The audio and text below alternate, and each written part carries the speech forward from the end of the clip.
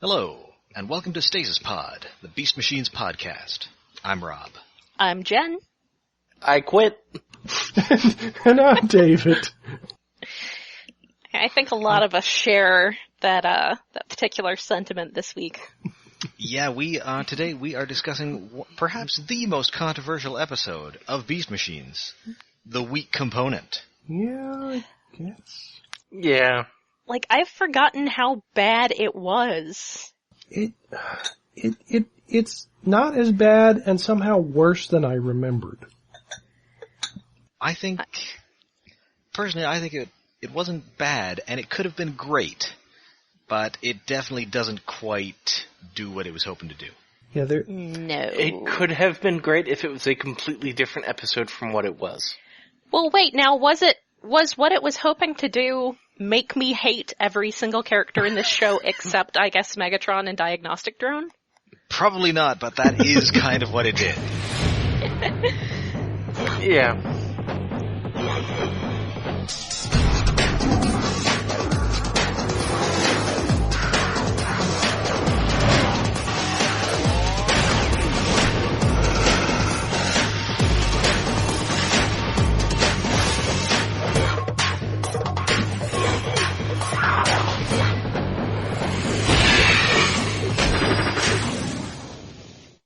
So this first aired October 23rd, 1999, written by Rodney Also Gibbs. known as the date I stopped caring about Transformers until Armada.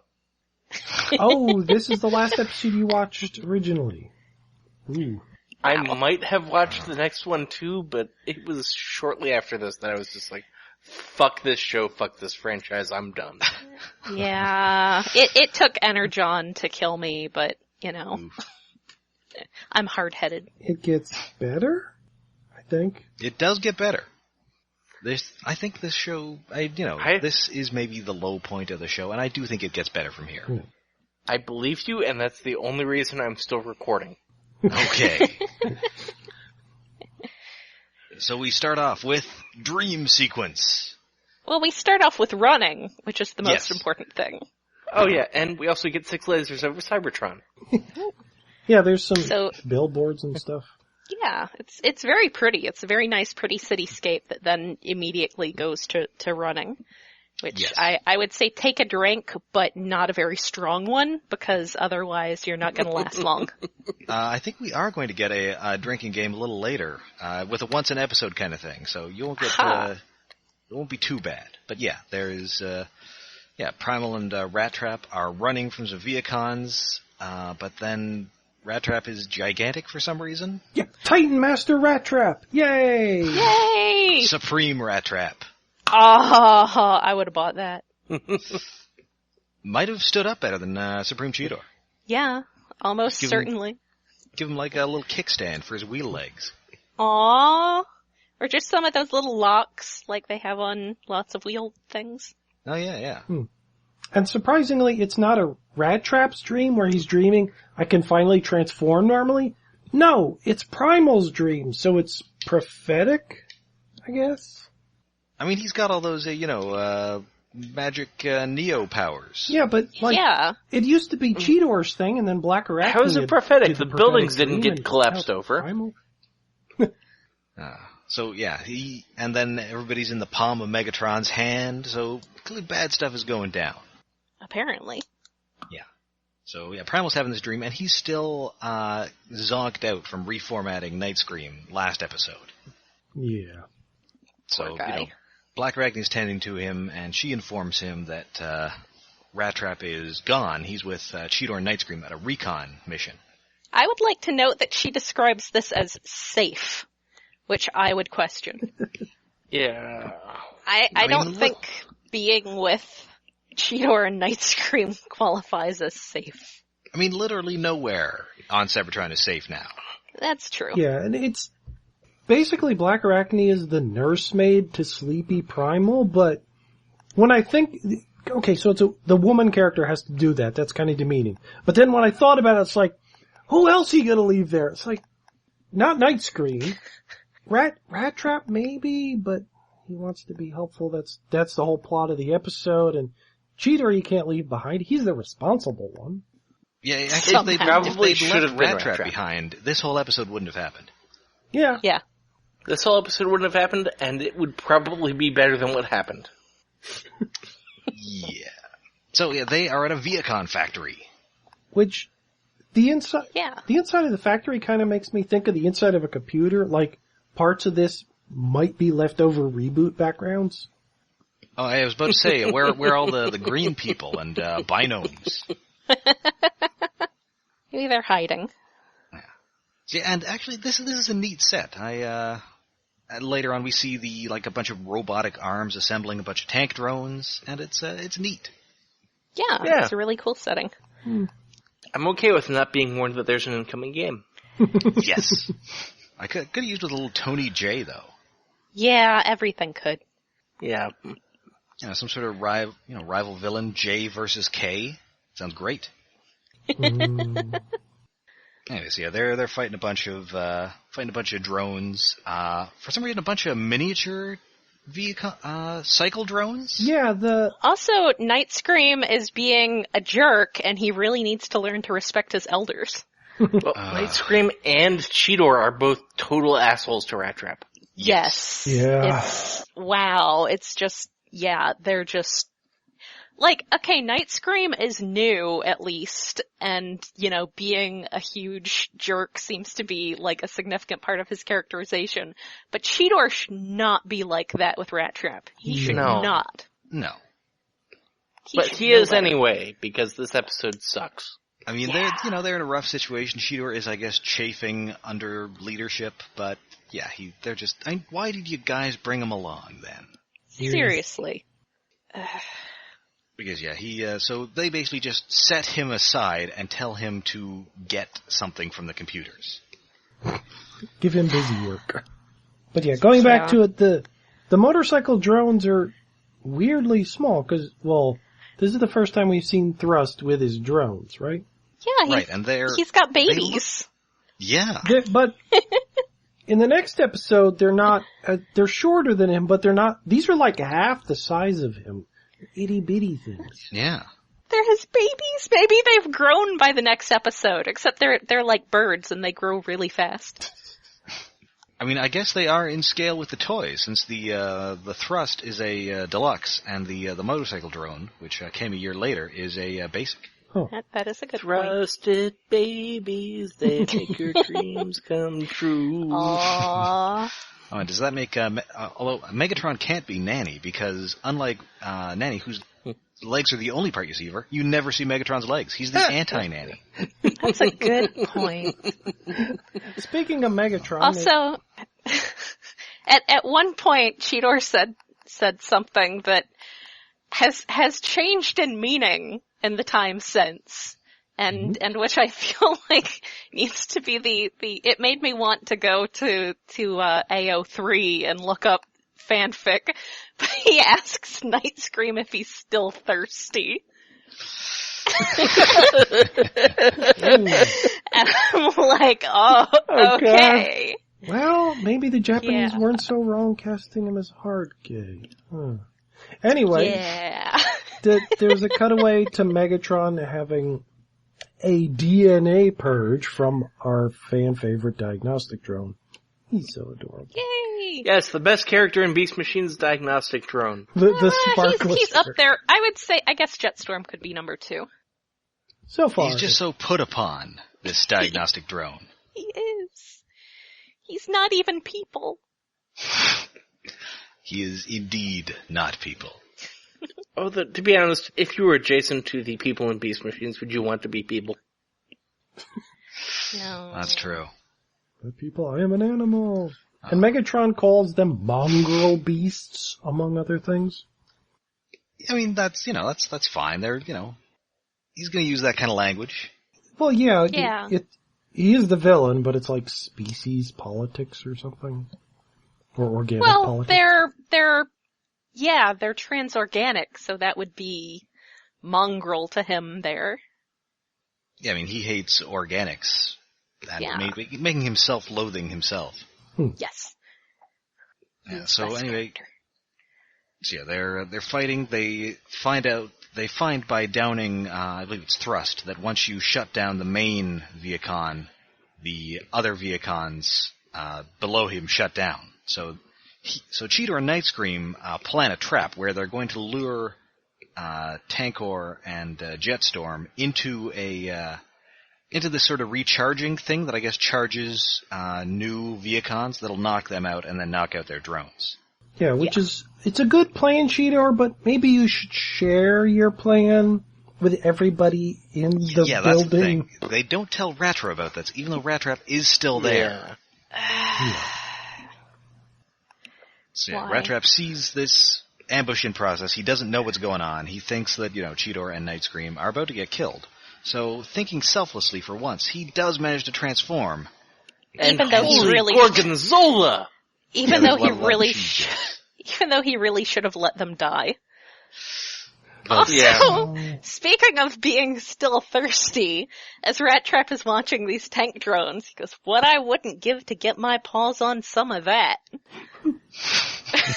Which after my mind had been thoroughly tossed into the gutter by the previous line, I had to make a note of the way that sounded. Rattrap, also thirsty. Yeah, because he's looking at schematics that are on the factory computer there before he turns on the factory. Sort of accidentally. He swings to the rescue, he botches everything up, and this factory goes into overdrive and starts making more and more tank drones. Well, he doesn't entirely botch it up. Also, Rattrap is thoroughly freaked out that he doesn't have weapons, which apparently he didn't learn from the previous episode where he transformed into his robot mode where he didn't have weapons. Well, I mean, his transformation was all messed up then, so he might have just figured, this isn't fully working. Although, then you wonder, maybe if he hadn't used that virus, maybe he would have had a better robot mode. This kind of ruined it? Possibly? That could be a contributing factor, because we don't see it until he uses the virus, and it's all messed up. But actually, he does manage to knock out the two Viacon drones, well, temporarily. It's not as effective as kicking them into the giant electric Stargate thingamabob. And I really wish there was Looney Tunes factory music playing here when the factory just turns on. That would be an improvement. Yeah, it was. I think that's maybe what I should do to better appreciate this episode is turn off the actual sound, so I can appreciate the visuals, and then have that playing, and the episode will be a million times more enjoyable. Well, at least I'm absolutely positive that would help. We watch these episodes with the sound on. Period. Period. Yeah, what the hell, Cheetor? When did that become your new catchphrase? When did that become He uses it in the last episode, he used it in this episode, and he uses it in the next episode. I preferred Ultra Gear. And he always says it in the most asshole contexts. I don't think we can go this episode without saying asshole several times. Because all the characters in it are. Yeah, it's I didn't even notice he said it last episode, but you guys said it at the end of last episode, so it was in my head. And then seeing this episode, he does say that. I'd remembered his stupid stuff he'd stay in Beast Wars. I didn't remember period from Beast Machines at all. Yeah, I think as far as Cheetor catchphrases go, I prefer Ultra Gear. Yeah. Ultra Gear would be much preferable. As it is, I think it would be preferable if he could keep this to once a month. Period. Oh. I'll go away now. This episode could go away. But we must continue. So, I'm sorry. So Tank Dronomania is running wild. Megatron decides, okay, my Viacon generals suck again. I'm taking control of these drones. At the same time, Rattrap is trying to shut this thing down by R2-D2ing his way into this computer. I could have really gotten behind, Rattrap taking, an Oracle role, not the Oracle in this show, but Oracle from DC Comics kind of role in things, but he just screws it up. Yeah. Instead of being Oracle from DC Comics, is just, That would be neat, but do they have internal communications anymore? He's more Spoiler before they realized Spoiler needs to not be completely fucked up as a character. So he gets shot by these aero drones. This causes some, feedback or something to travel out of Rattrap through these power cables into the computer and then into Megatron. Yeah, so this continues somehow the thing because of from magic. Beast Machines, Beast Wars. It's like people keep getting into Megatron's head, or he gets in other people's head. It happens a lot in this series. And it happens in Transformers Prime. Yeah, I was gonna say that's There's a whole episode theme. about it. Oh, Yes, yeah. that's a pretty good episode. That is a really good episode. Yeah, We will definitely have to do some Transformers Prime at some point. yeah. In the future. Oh, so good. Yeah, after animated. Yes. Alright, so there's a total blackout. This factory shuts down, and Megatron shuts down. Yeah, and like, I think it shuts down the entire city, if not all of Cybertron. Yeah. There's not much of Cybertron left, so fair enough. There's not much turned on, Yeah. probably. But... So, on the way back to the base, Cheetor and Nightscream are just total dicks to Rattrap. Yeah. Yeah, thus begins Still.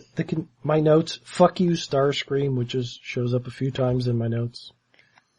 Yeah. Wait, Starscream? Fuck you, Nightscream. Sorry. It's a good reaction. Actually, Starscream, but- I have about this point when Blackarachnia joins in on the Rattrap abuse, I just put goddamn all of you, and then afterwards, okay, not diagnostic drone. Because then it goes to a diagnostic drone scene and he's being great. Actually, at that point, my notes are, okay, this episode sucks, fuck everybody. Yeah, it's like, I'm not even exaggerating. That's Like- my actual notes. I seriously, especially around this point, I was starting to wonder, I don't know, this is kind of a further on foreshadowing thing. I was wondering if this was maybe seriously foreshadowing a certain sort of, biological weapon used later in the series. Oh, 'Cause, yeah, that's coming up. Everybody is just being really angry and mean to each other for no reason. I will say, in that episode, people are at least hilariously mean to each other. Here, they're just That's true. kind of awful mean. yeah, Yeah. Yeah. I mean, it's horrible, but at least Rattrap doesn't decide to work for Megatron. Oh. Yeah. yeah, but like, the show until this point has been like shitting on Rattrap as he's been the comic relief, like he falls into walls and things. But this is all the characters shitting on him. Which Yeah. is so weird since like Rattrap was the first time we watched Beast Wars as kids, Rattrap was like our favorite character for some of us. And rewatching it, he's like in the top 3. Probably not number 1, but he's still there, and everything's just heaped on him, like everybody hates him, and it's not his fault. I mean, even as other characters go, I could see, he always had sort of I want to say a thing with Blackarachnia, but that's not that kind of thing at all. A sort of vague hostility between him and Blackarachnia, and Nightscream doesn't know him and is clearly just a total douchebag. Yeah. But Cheetor should be defending him. Yeah, Cheetor has grown up as Yeah. a character. Why is he shitting on Rattrap as much? Yeah, we- he we- should when- be defending him. So yeah, Rattrap is basically complaining to Primal that, he sold him a bill of goods, and that, his faith in Primal is, has not been rewarded. And also, then immediately everybody else just starts swearing at him for the fact that he's in robot mode. Yes. Yeah. Cheetor even slaps him around a little, and tells him to transform to beast mode. And that's an order, period. Oh. The thing is, he never doesn't say it in a context where he's just being a total jerk. I guess it's hard to say in like a friendly way. Yeah, Rattrap, you're the that's best, period. yeah, It's on a greeting card. Let's all go out for Energon ice cream, period.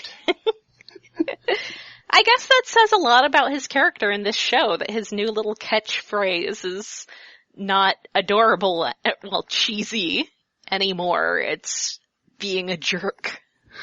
Yes. Cheetor, why? So, and anyway, while this happens, Rattrap's little face screen, is that the first time that we see it flip down? I yeah. think so. So yeah, he's got kind of Probably, like a hat thing that flips down to, I'm doing it with my hands because of course this is a visual podcast. It's like a little sort of hat thing that flips down to become a full face sort of heads up display. And it's neat. Yeah. And That because was of really his nice. connection with Megatron here, it shows him that Megatron is all busted up. Yay! An opportunity. Yeah, so he's all, hey, we should go attack him. And they're all, no, you suck, Rattrap. I hate them all. It's like their logic is, oh, we're worried about Primal, he's sick, we can't go beat up the defenseless bad guy because we had to tend to our defenseless leader. Who is, Even who though you he's already left perfectly fine behind. by himself. 3 of you left him Yeah. behind. Like, leave one guy behind. Seriously. Yeah, if you don't like Rattrap, tie him up to a post so he can watch Primal, you go beat the shit out of Megatron. Logic in this episode is very Not faulty. great. Yeah. It gets worse because later Rattrap overhears the others talking about him. Nightscream just wants to get rid of him. And Cheetor, Cheetor is kind of being less of a dick here because he's not angry at Rattrap. He just feels sorry for him, which is worse for Rattrap. Yeah. Doesn't he And do that a period at that point too? Something like we don't, or is that the next episode that we I don't think leave that's the Maximals next behind? episode. Period. Yeah. I I mean, that's more in character for Cheetor, I think, that he's, Yeah. but that's worse for Rattrap. And that rang true, that Rattrap would really hate that. Yeah. Yeah. Yeah. And from now on, it's every rat for himself. Yep, so he's running away from home. And meanwhile, at the Citadel, Megatron is busted up, and the diagnostic drone is telling him how busted up he is. He's so good. And also we see that even his Viacons are in their regeneration chambers, which kind of look like coffins, which is cool. Yeah. Yeah. Yeah. There's like a weird green glow in there. Yeah, and it's neat, and we get a close-up of Thrust in it, and Thrust just kind of fits in it. So it makes me wonder, how does Tankor fit in that coffin that's Thrust size? He folds up. Oh. Cut him in half, maybe, but... Mass displacement. Subspace. It's like a TARDIS. Yeah. It's deeper than it is wide or tall. It's subspace. He's wherever Prime's trailer would always go. Trailers. Yeah, he's in there with Roller. Yes. So, and just in time for, just when things couldn't get worse for Megatron, here comes Rattrap. And so, this is the way the world ends. Not with a bang, but with a simpering vermin. Yeah. Which, Oh my I appreciate a little T.S. Eliot. Ooh, sure. And he can get away with it because, he's supposed to hate Rattrap. He's not supposed to be his best friend. Yes, although, stay tuned. So, Yeah. Rattrap is here, he's here to make a deal. Yeah. He doesn't have any weapons. Megatron has all the weapons. Yeah, because he saw the plans for weapons in the factory. And he knows that the other Maximals are going to stay there to protect Primal and don't want to attack. So Rattrap actually has a plan where he can't lose. Okay, the worst that can happen is Megatron shoots him, but he's already in a shitty position. Unfortunately, this doesn't work out because Megatron is smarter than him. Well, a lot smarter. Well, Megatron is very smart. Yeah, he sees through his plan, but then his counter offer is the exact same plan. Well, no, it's slightly different. It's, you just, I'll make sure they don't attack versus when/if they attack, you have to defend me. Yeah. Yeah, but it's still basically the same plan. It's more on Megatron's Well, it's a little terms, different. Yeah, it's on Megatron's terms. And, The fact that this episode doesn't end with Rattrap murdering Megatron with the weapons Megatron gave him is the greatest crime this entire series commits. I have something to say from my a writer perspective here. So that when I've been planning out the stuff I'm working on, my novel that I've been working on and, extended series, I was talking to my roommate who is just a dude in his early 20s about this disabled character who I was bringing in. And he knows that I like to go hella dark, and he said, basically, specifically, do not do this plot that this episode is doing right here, where the disabled character goes behind his friends to prove himself because he is feeling cast out, like he's not good enough. He goes behind the backs of the other good guys and makes a deal with the bad guy, and then ends up having to fight the good guy. Well, basically the good guys end up having to fight him. And even my, early 20-something dude roommate knows that that's not a great plot to use. Yeah, they're, it's even worse because, the contrivances and hoops they have to jump through to get Rattrap to make a deal with Megatron, they don't work very well. But, let's be upfront about this here. This is a disability narrative. Yes. That is straight up what they are doing with Rattrap here. And if they want to do that sort of thing, it could be done well, and this is not it. Yeah, it's even as a kid, they do not, at any point, this negotiation doesn't even make sense. Legs, which doesn't. This negotiation doesn't even make sense. Yeah, but this negotiation doesn't even make sense. No, it doesn't. No. But this negotiation doesn't even make sense. This episode sucks. Yeah, but and I'm transcribing directly from my notes. Even as a kid, I got the metaphor of Rattrap is disabled because he has wheels for legs.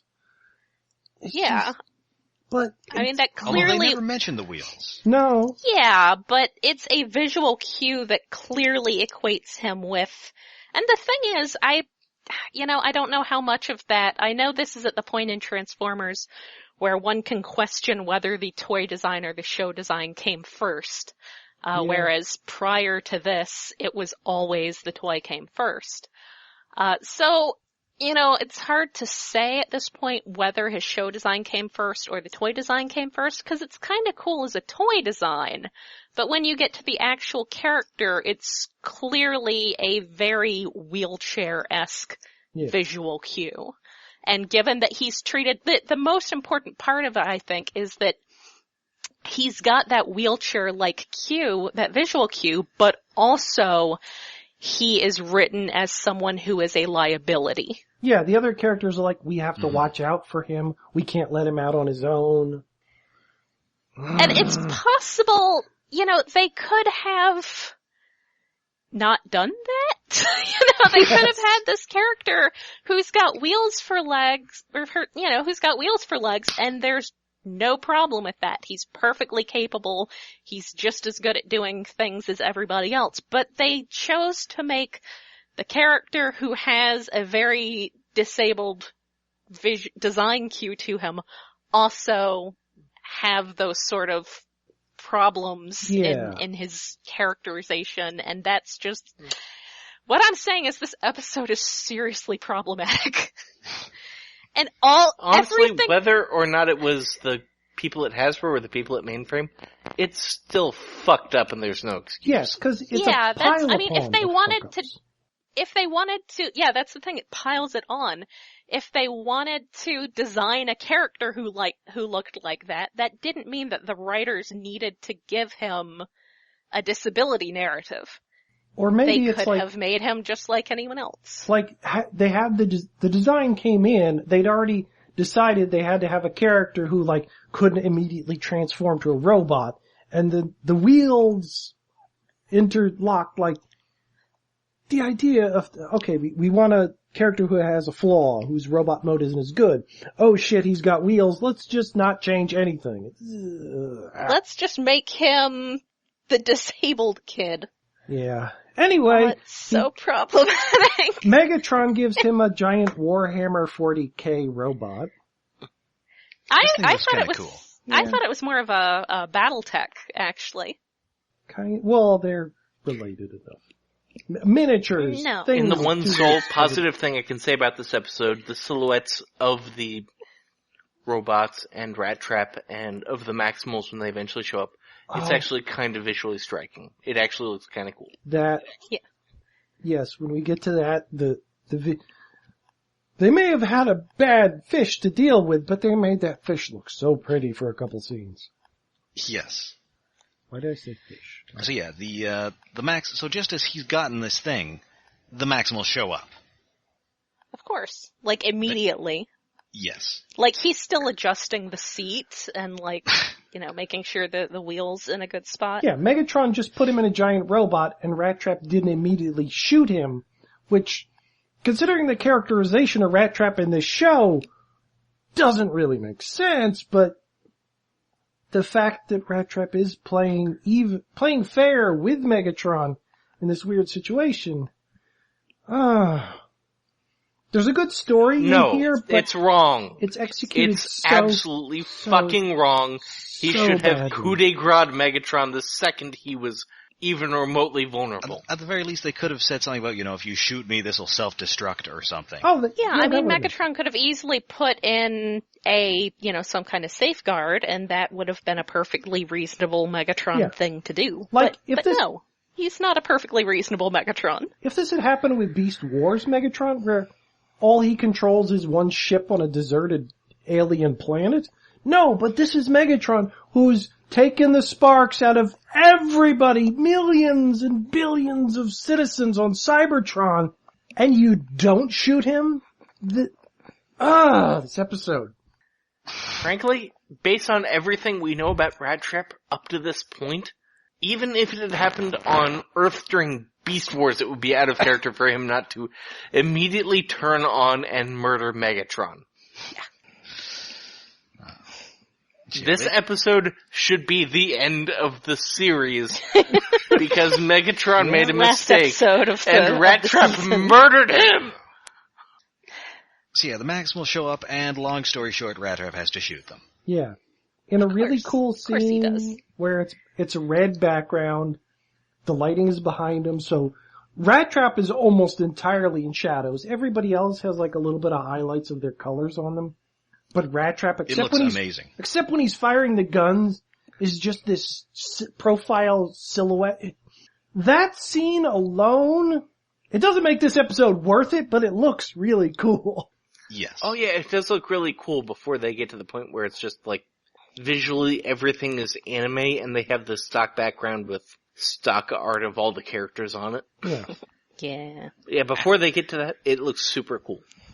Although, speaking of things that don't look super cool, this is the first time we get a good look at how Nightscream does his energy draining thing.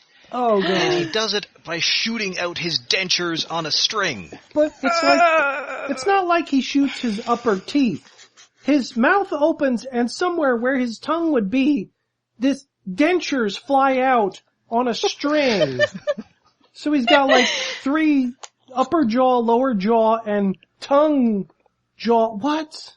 It looks horrible. It's upsetting. Yes. Yes, and it's got like little it's inexplicable. fangs. It's not good. It's not good at all. It's Cronenbergian. Yeah. And they're experimenting more with like the explosions. There's some explosions that are like, they become this giant ball of spikes before the billowing cloud comes out, which looks interesting but weird. Yeah, I thought that looked neat. Yeah. There's so many weird design choices in this episode. So yeah, he shoots them. Megatron recovers, kind of all of a sudden. Yeah, cause like he gets up to 50, and 60, I'm 70, sorry, but every note I 80%, have like, for the rest of the timeline in this episode is really wonky, cause like the deal is for like until sunrise or something, so it's supposed to be like half a solar cycle, so half a day, 12 hours, but somehow it feels more like it only lasts maybe half an hour, like just barely longer than the length of the episode. Except it's permanently night. Yeah, it's the only time we see the sun in a bit. Cybertron has a weird orbit. Oh yeah. Yeah. It at least has a sun. And also, There's I'm sorry, confirmation but of that. at this point, it's just, the rest of my notes for this episode are just, fuck this episode. Understandable. Fuck. It's just F, U. Yeah, I got a lot of exclamation Basically, points yeah. and broken phrases before, like, I have 2 lines at the end of the episode. I just, ugh. So yeah, Megatron comes out, and then they talk about their deal, and the Maximals are still angry, and Rattrap is whatever. Rob, take over, please. Okay. So talking about yeah, so Megatron's giving him the whole 1984 treatment with the big, his giant face on these floating screens. And fuck this episode. Hey, they abandoned you, Rattrap. They did worse than hate you. They pitied you. Yeah. And so, Rattrap's on a ramp. And then, hey, here comes Optimus Primal. He is still not 100%, but he's all, what's going on, Rattrap? Yeah, he hobbled himself out of their cave and got all the way up there, and he knew where to go. Well, I guess you could follow the explosions, but still. Yeah, exactly. Or, follow his oracle senses. Yeah. His magic. It's magic. Everything's just magic. Space magic. Yeah. Fancy space robot magic. And so, and Megatron's like, hey, Optimus is right. You should be firing on your friends. You should be firing on Optimus. He totally screwed you over. Yeah, which Rattrap retorts, you said something about not firing on unarmed opponents, and then Megatron's like, no, you said that. I just wanted you shooting at people. Spoilers, I'm Megatron. Yeah. He's so great. Yeah. So, eventually, thanks to the power of friendship, Rattrap decides to go back.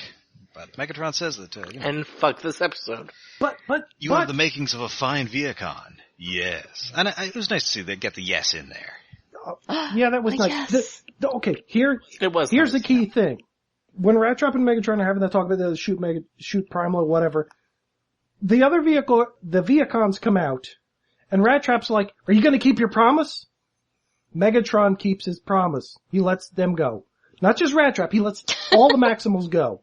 Megatron also, keeps while they're his damn promise. That's while they're important leaving, the realistic flapping that Nightscream got to do last episode is just totally out the window now, and that made me sad. Just gliding. Also, and there's just part of that friendship speech. Okay, that's exactly how that whole narrative always ends. The story where the disabled character feeling useless makes some sort of bad deal for power, and they always have to talk to them about friendship. And Primal or someone says something to Rattrap about he's never defenseless. I'm like, Rattrap, the character we have come to know and love, knows he is never defenseless. Yeah. Damn it. But the fact that Megatron keeps his promise, everybody's been shitting on Rattrap. Primal's in his own little world. Megatron had a nice, even deal. Megatron's never done that before.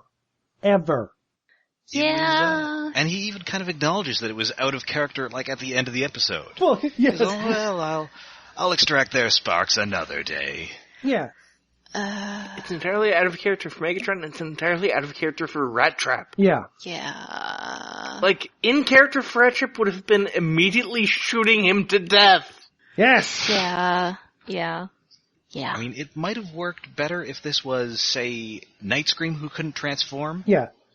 So many people are out of character in this episode. Beast Machines, they're already they're different characters than they were in Beast Wars. But it's really noticeable here. But Megatron changing too, that's the weird part. For me, that's where this show changes right there. Neither side is right. My allegiance, with Beast Wars, the Maximals are gonna win, Megatron and some of the bad guys are fun, but you want the Maximals to win. Right now, I don't know if I want the Maximals to win. They're so unlikable. Right. They're being so terrible. They're the worst. It's not that I want Megatron to win, it's that I don't care if the Maximals win. And that's a really big, weird change. I'm headcanoning this episode. These events were brought on because Megatron was trying an early strain of the hate plague. That's my headcanon. He was testing his so there's hate plague. Fear gas floating across the city? Yeah, well, just hate gas, just jackass gas. Yeah, but that works. Oh, fuck this episode. And I will say that even fuck though, this the episode script has profound problems, Scott McNeil is very good throughout. Yes. That absolutely remains, that Scott McNeil... He does a good job at performing in The Bad Thing. Yeah. Like, that's, I don't think you can ever blame the voice actors, but this episode, definitely not the voice actor's fault. Scott McNeil's doing great as Rattrap, as he possibly can with the material. Everybody else is shitting on Rattrap, but they're doing okay, I guess, but... I mean, he really captures This is the reason that Rattrap's Scott anguish McNeil here. and the rest of the cast refers to this series as The Bad Thing. I'm not joking. Oh, Really? I think David Kay said he liked it. Well, he's Well, Megatron. he got to be the only good episode. But yeah, so Scott McNeil has said that this was not a great episode. Yeah. Aw.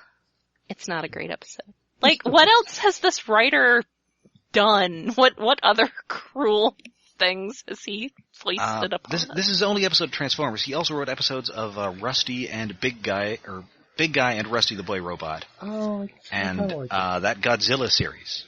Okay. The Godzilla series was better than the movie, but it's, although I'd kind of have to figure that, like, whoever was, like, the head writer, like, gave him the idea, okay, we want Rattrap to betray everybody else in this episode, go, write it. I wonder if that was also inspired, this series is definitely Matrix-inspired, and I wonder if that was partially inspired by Joe Pantoliano's character in The Matrix. Well, I've said it before, his Rattrap's little hat kind of looks like Joey Pants' hat. And he kind of has the same accent. Yeah. Yeah. And hey, what cartoon series was Joe Pantoliano on? Godzilla the series. Oh, he was. Dun dun dun. Oh. He was the Hank Azaria. Yeah. Weird, Joey Pants had a cartoon voice. That doesn't seem like something. I mean, he's got a very expressive voice. Yeah. Plus, when he's in animation, you can't see him wearing those damn Kangol hats everywhere. Honestly, I always felt like Godzilla the series and Transformers Prime always had the same problem that both of those series had. Which was just kind of, they were so in isolation that whatever science fiction universe they were trying to occupy just didn't work. Because what they were happening didn't really have any effect on the larger world, even when it did and should have. Yeah. I mean, I guess... And also that the broader world, that, like, here's the big difference between this and this cartoon universe, didn't really seem to affect it as much as it should have. Yeah. Yeah. I was gonna say that seems like it would have to be kind of inevitable to a certain point with Godzilla because, he's Godzilla and after a while all the towns are going to be destroyed. But on the other hand, Hanna-Barbera Godzilla.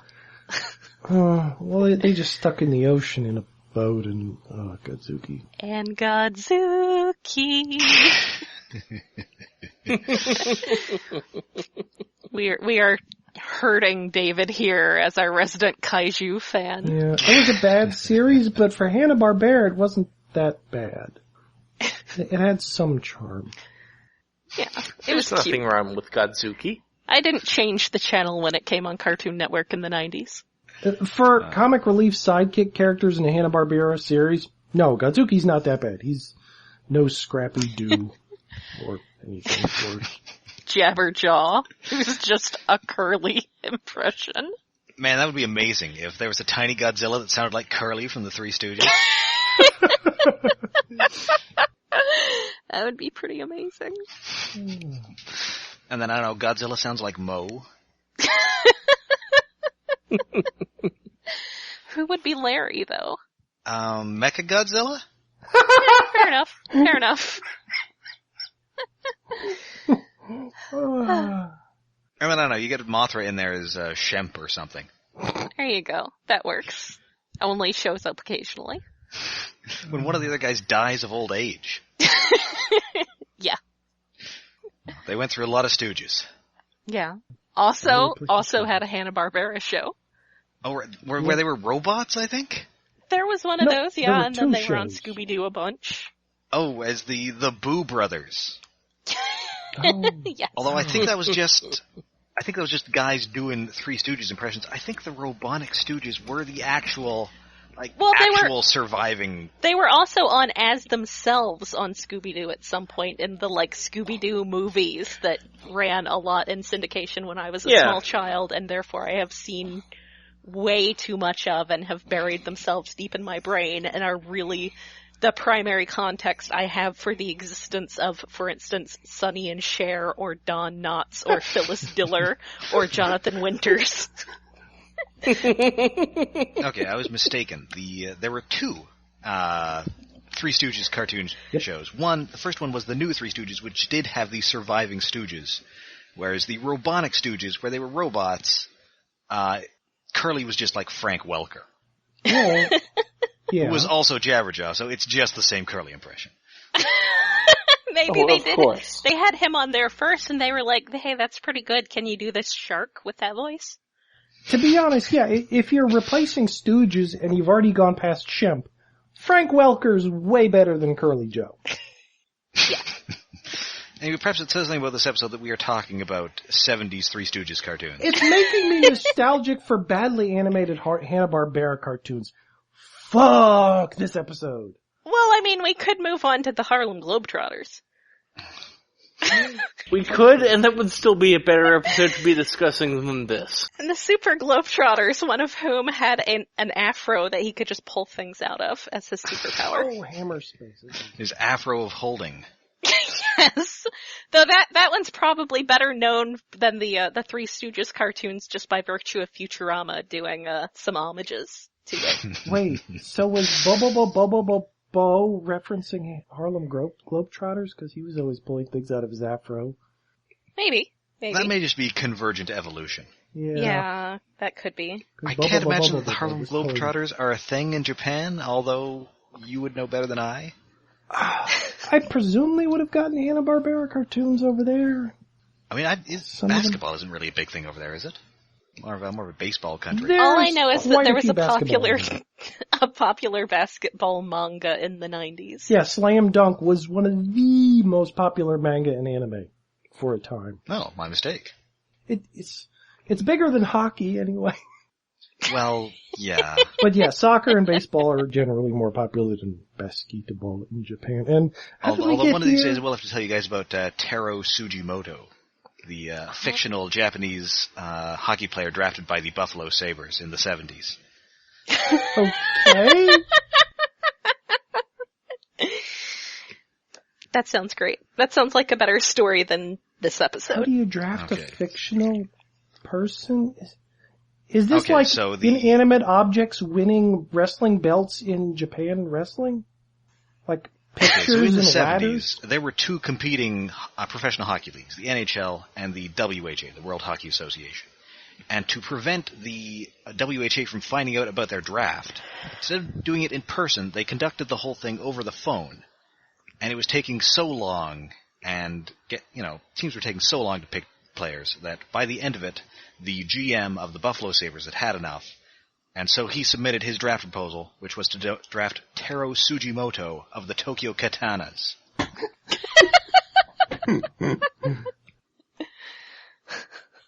And although it was eventually discovered that, this is the 70s, you couldn't just Google this guy. So this was in, the newspapers, when they published draft lists. Wow, that's pretty great. And so every now and then you'll see fans at Sabres games holding up "We Want Taro" signs. Okay. Nice. Good job. Digressions. That one's getting cut out. That can be bonus content.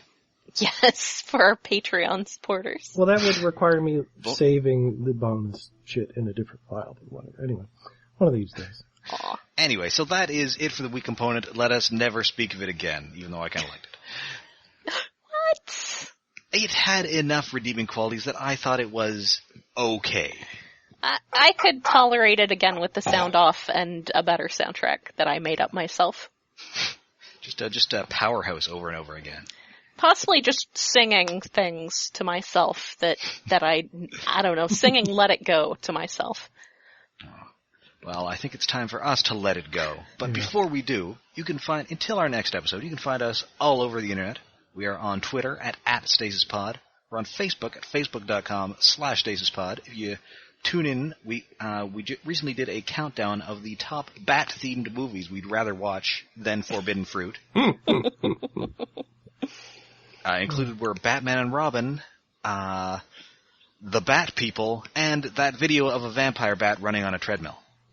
Wait, what? Apparently I missed one. That was the last one. And we're also on Tumblr at stasispod.tumblr.com. And our RSS feed is hosted by iaconunderground.net, where we now have a Patreon to help us pay for web hosting services. That is at patreon.com/iaconunderground. And you can also find us on iTunes. If you do, rate and review us. That'll help boost our algorithm or something. Yeah, whatever it is, the thing they do with the algorithms, you know. And again, my understanding of computers is basically reboot. So you'll make us more popular among the green people and the binos. I have actually, I am a person who builds computers and who reinstalls Windows for fun, and algorithms are functionally magic. So please join us next time when we have a Dance Dance Revelations. Part 1, Discovery. But until then, I'm Rob. I'm Jen. Alex? We've lost Alex. Is Alex still there? Alex! I'm Alex.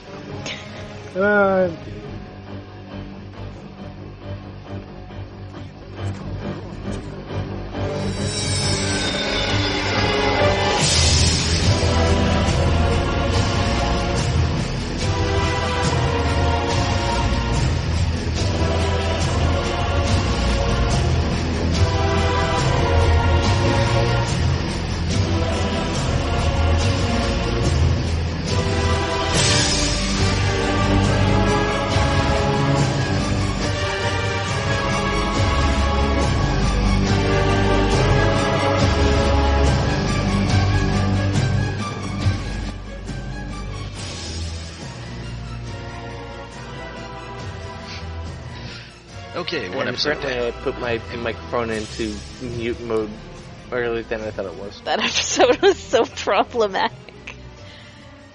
This one, less problematic, but everybody is still kind of being a dick. But